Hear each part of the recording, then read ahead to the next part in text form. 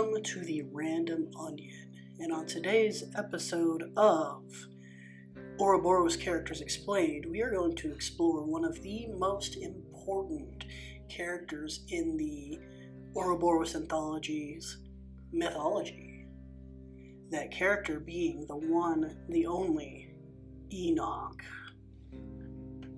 In the dawn of humanity, when the world was young and fragile, one man stood against the tide of darkness. His name, Enoch, a shepherd, a leader, a warrior. This is the story of a man who faced hell itself and became a beacon of hope. Born in a time when humanity clung to survival, Enoch was no warrior by birth, just a shepherd in a small village.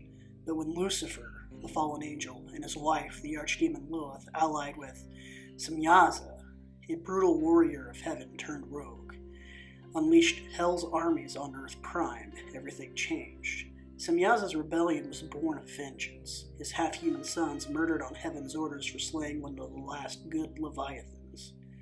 This is what drove him to join Lucifer's cause.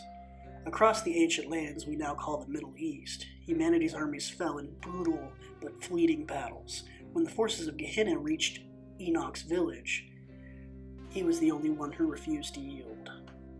Enoch rallied his people, fending off hell's onslaught for a fleeting moment, but the village still fell. Enoch and some survivors escaped, their spirits battered but unbroken. They fled to the mountains, some whispering of hiding forever. But Enoch, being a beacon of hope, refused to hide. He said, "A life hiding in the shadows isn't worth living. I will fight, even if no one stands with me. I'd rather die standing than hiding." His words burned with defiance, a spark that would change the fate of humanity. And that spark, Enoch's resolve, would catch the eye of heaven. The archangel Michael, sent by Yahweh, bestowed upon him a divine gift, a glowing emerald sword, forged to give humanity a fighting chance. Dubbed the Sword of Enoch, it was a symbol of hope and a weapon to turn the tide. With the Sword of Enoch in hand and heaven's host at his side, Enoch rallied humanity's remnants. They struck back in small, daring engagements, each victory a testament to his unyielding spirit. But the true test lay ahead. In a shadowed valley, Enoch faced Lilith, Lucifer's wife and a formidable archdemon. With courage and cunning and a magic sword, he defeated her, forcing her essence from her body, knowing her death would unleash her son, Dagon, a world-ending threat, or multiverse-ending threat. Enoch sealed her body away in a secret tomb. But the war still raged on, for years, until finally it reached its climax on the shores of Babylon. There, heaven and humanity united. Michael cast down Lucifer for a second time, while Enoch, wielding his divine blade, struck down Semyaza, beheading the rogue warrior. The forces of Gehenna were broken, and a treaty was forged, banning hell's forces from Earth Prime. Enoch had won an impossible war. He had defeated the forces of Gehenna and forced them back into the realm of fire and brimstone. Enoch's final act as a mortal would be to build a tomb on an island that would one day be called Avalon. There, he secured Lilith's body, ensuring that her threat remained contained.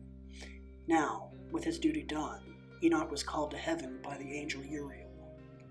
In heaven, Enoch was transformed into Metatron, a new angelic guardian. Uriel became the keeper of the Sword of Enoch, safeguarding its power for future generations. For millennia, Metatron served alongside Uriel, guiding the sword's destiny. It was given to a young man named Arthur, whom Metatron mentored until his tragic death at Gamlan. Later, the sword found a new wielder, Trent Grayson, chosen to face Abaddon's renewed threat.